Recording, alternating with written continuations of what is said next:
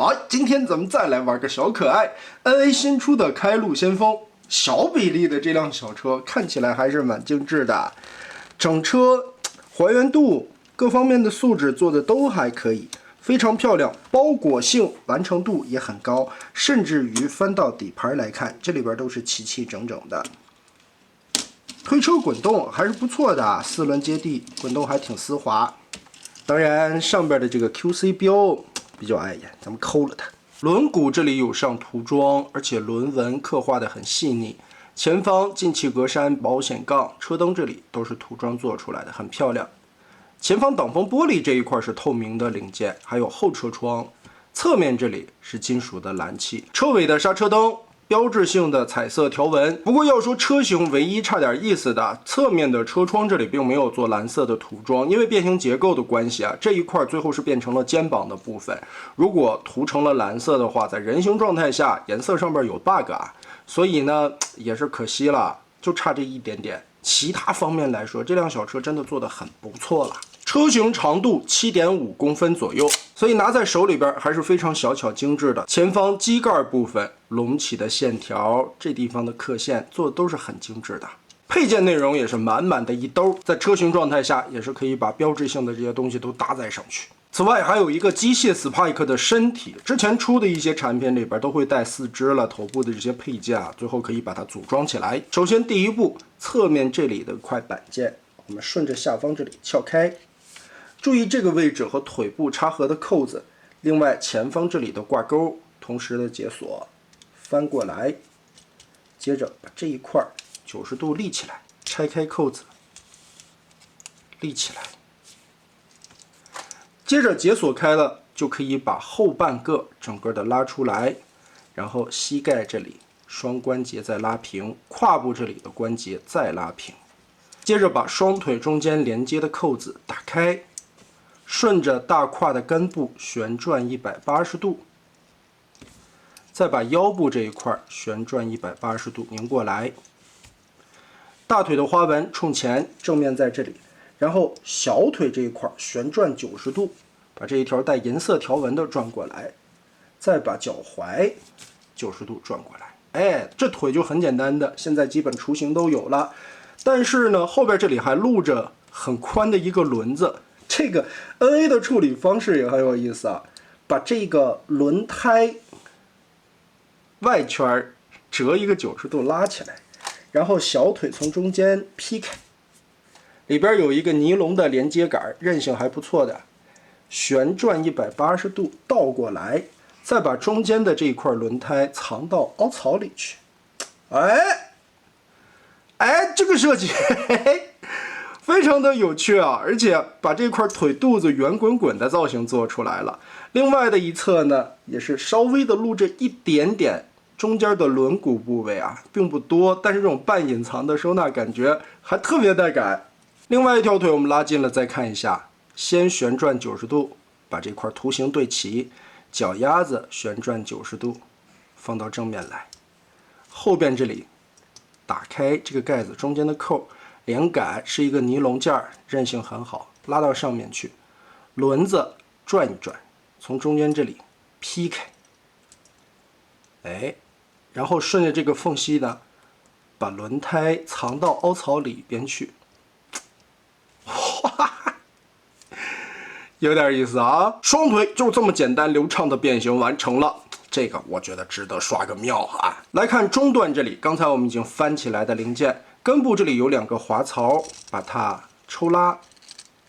顶开，接着顺着根部的关节往里折叠90度，收成这个样子。注意，当这里折下来之后，边缘这儿有2个凸起的小扣子，我们是要卡到腰缝子侧面这2个小凹槽里边的，所以要同时的顶进去。再来看车头的变形，前轮的部位顺着这个地方打开扣子。我们先把它翘起来，腾出空间，然后车门的位置打开，顺着这里边把胳膊先撇下来，接着往外旋转，这个地方有一个转轴，我们旋转一下门板，腾出空间来。另外一侧的胳膊，我们先把这里打开，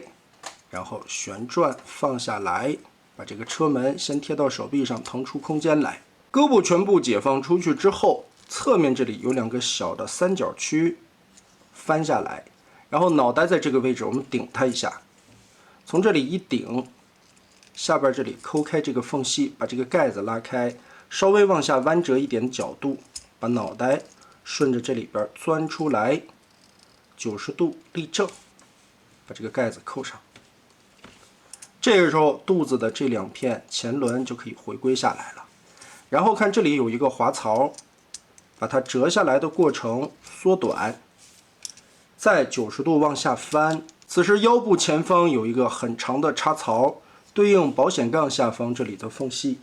把它结合，全部扣住之后，侧面的这个轮子刚刚好挡在了这个窟窿里边，侧面看起来也就不脱肉了。接着来看胳膊的变形，顺着肩膀的位置，我们里外翻转个180度，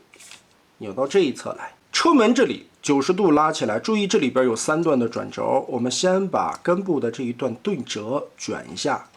再往这个方向贴，贴过来之后，车门这里的扣子再跟肩膀进行折叠，好，就放好了。二头肌旋转，里边的手抠出来，这个双关节往下搓。另一边我们再看一遍，180度往外翻折，然后把这一块车门拉起来，对折一下，卷到肩膀上，这一块扣子扣上。所以也是在车型时候说，为什么它这一块玻璃没有涂这个蓝色呢？可能也是因为放在了肩膀上边，为了保证人形状态下这个肩膀是黑的。小臂90度旋转过来，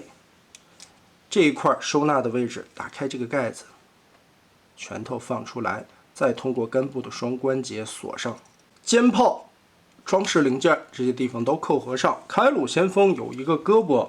是臂炮，我们把这拳头摘下来，这2个就可以2选1放上去了。此外还有一对张开的手型替换零件，这个手腕是可以旋转的，2枚特效键也可以把它插在臂炮上面。配件里还有一张张嘴的表情包，可以根据自己的需求进行更换。零件的布局还有在零件转换的过程都是非常有趣的，整体的一个做工材质非常的好。变成人形到头顶在10公分左右，头部一个球形关节360度的旋转，因为是一个开口的变形需求，所以可以把头举到这么高。肩膀360度旋转，平举差不多能举到这么高，而且因为是变形需要的关系啊，它这个地方肩膀其实可以稍微的上下抬动一点点。二头肌变形需要可以旋转，胳膊肘这里是2段曲臂关节，弯折的幅度还挺大的。手腕360度旋转，腰部360度旋转，但是记得得捏着点肚子啊，不然容易把这个扣子崩开。独立的弯腰关节有一定的活动范围。胯部前踢90，后踢90，侧踢90都没有问题。大腿根部左右旋转也是变形需要。膝盖这里2段关节，屈腿的幅度非常大。脚踝左右有独立的接地，脚尖这个地方也有活动的关节。而且它在车型状态下，因为是车后边的这一块嘛，你要跟这里贴上去，人形的时候需要掰下来，